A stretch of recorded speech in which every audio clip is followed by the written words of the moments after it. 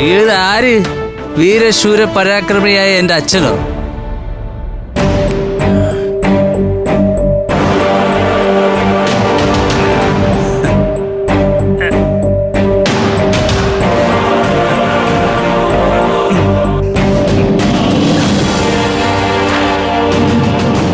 എന്റെ അച്ഛൻ നാട്ടിലെ വലിയ പുലിയ, പക്ഷേ വീട്ടിലെത്തിയ എലിയ, വെറും ചുണ്ടലി.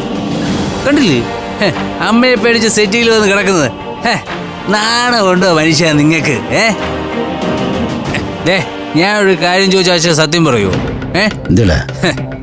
സത്യത്തിൽ അച്ഛൻ ഒരാണാണോ?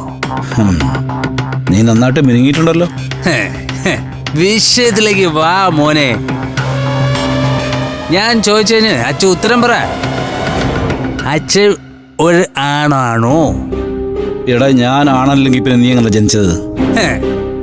അച്ഛൻ വലിയ വർത്താനമൊന്നും പറയണ്ട. ഭാര്യയെ ചൊൽപ്പിടിക്ക് നിർത്താൻ പറ്റാത്ത ഞാൻ ആണല്ല എന്ന് കുറച്ചു ദിവസം മുമ്പ് പറഞ്ഞത് അച്ഛന്റെ ഭാര്യ, അതായത് എന്റെ അമ്മ. അവൾ അങ്ങനെ പറഞ്ഞ? അതിനെ ഞാനൊരു ചലഞ്ചായിട്ടാണ് എടുത്തത്. ഞാനിന്ന് എന്റെ ഭാര്യയെ ചൊൽപ്പിടിക്ക് നിർത്താൻ തീരുമാനിച്ചു. എന്റെ റൂമിലെ പായ്ക്കും തലേണയ്ക്കും ഗുഡ് ബൈ. ഇന്നു മുതൽ കൃത്യം 10 മാസം തികയുന്നതിനു മുമ്പ് ഈ വീട്ടിലൊരു കുഞ്ഞിക്കാല് കണ്ടിരിക്കും. ഞാൻ പറഞ്ഞതിൽ അച്ഛന് സംശയമുണ്ടോ? സുമേഷ്, അയ്യോ ആരായത്? രാജകുമാരിയോ? മൂക്കറ്റം കുടിച്ചിട്ടാണല്ലോ സുമേഷ് വന്നിരിക്കുന്നത്. ഇന്ന് മുറിയിൽ പോലും കയറി പോരുത്. അച്ഛന്റെ കൂടെ എവിടെയെങ്കിലും കിടന്നാ മതി. ഒന്ന് പൊടിക്ക് അഴകഴി. ഒന്നുമില്ലെങ്കിലും ഞാൻ നിന്റെ കെട്ടിയവനല്ലേ അല്ലേ? പൊന്നോള് പോയി മുറിയിലോട്ടിരിക്കി, ഞാൻ ഇപ്പൊ അങ്ങോട്ട് വരാം. അതിന് ഞാൻ വാതിൽ തുറന്നാലല്ലേ നിങ്ങൾ അകത്ത് കയറും. ഇന്ന് ഞാൻ കാണിച്ചു തരാം. നേരത്തെ നിന്റെ അധിക പ്രസംഗം. ആരാണാടി നിന്റെ വിചാരം? ചാൻസ് റാണിയോ അതോ ഉണ്ണിയോർച്ചയോ? എന്തായാലും നീ എനിക്ക് തൃണമാണ്, തൃണം. ഞാൻ ആരാണെന്നും എന്താണെന്നും ഇന്ന് നീ മനസ്സിലാക്കാൻ പോകുന്നേ ഉള്ളൂ. കൊള്ളാം, എന്റെ മോൻ ഇത്ര ഉശിരൊക്കെ ഉണ്ടായിരുന്നോ?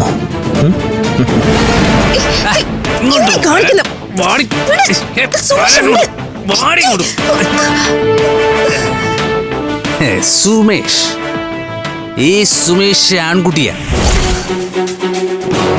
ഈ വീട്ടിലൊരു കുഞ്ഞിക്കാല് എന്നുണ്ടാവണമെന്ന് തീരുമാനിക്കുന്നത് ഞാനാ.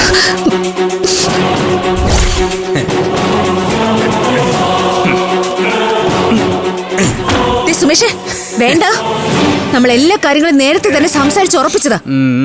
എന്റെ സ്വർണ്ണം എനിക്ക് തിരിച്ചു കിട്ടിയേ പറ്റൂ. അത് കഴിഞ്ഞിട്ട് നമ്മൾ തമ്മിലുള്ള ജീവിതം സാധ്യമാവും. ഇതൊക്കെ നേരത്തെ പറഞ്ഞിട്ടുള്ളതല്ലേ? നീ എങ്ങനെ പലതും പറഞ്ഞു കാണും. അതൊക്കെ ഞാൻ അന്നേരം മൂടിന് സമ്മതിച്ച് തന്നും കാണും.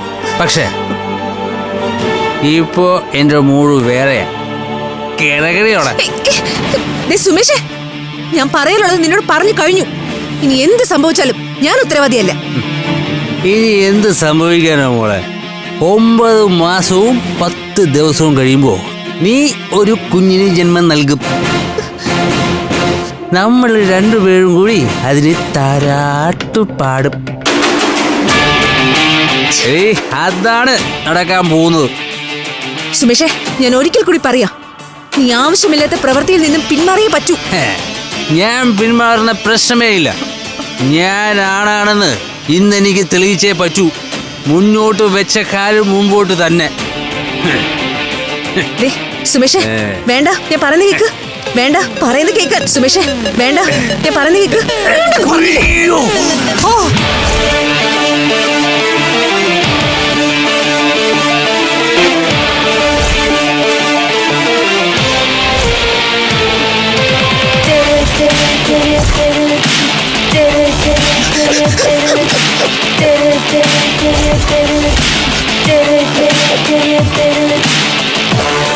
നീ ആ സിനിമ കണ്ടിട്ടുണ്ടല്ലേ? ജയ ജയ ജയ. സത്യം പറ, നീ കരാട്ടെ പഠിച്ചിട്ടുണ്ടോ? അതെ, എല്ലാ അടിതടിയും പഠിപ്പിച്ച അമ്മ എന്നെ വളർത്തി. പക്ഷെ എന്റെ അമ്മ എന്നെ ഒന്നും പഠിപ്പിച്ചിട്ടില്ല. എനിക്ക് എന്നെ പോലെ അടിനടയും കളരിയും ഒന്നും അറിയില്ല. ദൈവം ഇത് എന്നെ ഉപദ്രവിക്കരുത്. ഇനി നിനക്ക് കുഞ്ഞിക്കാൽ കാണണോ? അയ്യോ, വേണ്ട വേണ്ട, എനിക്ക് എന്റെ ജീവൻ മാത്രം തിരിച്ചു കിട്ടിയാ മതി.